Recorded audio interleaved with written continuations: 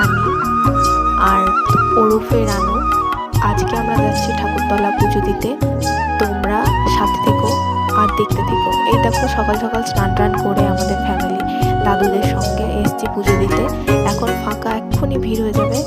তো ভিড় হয়ে গেছে, দেখতে পাচ্ছ তোমরা। ওই দেখো ঠাকুর চলে এসছে। আর এবার ঠাকুর চলে এসছে, এবার এখানে একটু পুজো টুজো হবে, এখানে একটু মায়ের পুজো হবে, তারপর আমাদের নদী পর্ব চলবে, সেটার জন্য অপেক্ষা করে আছি আমরা। আর আমাদের সকালবেলা এসেই পুজো হয়ে গেছে।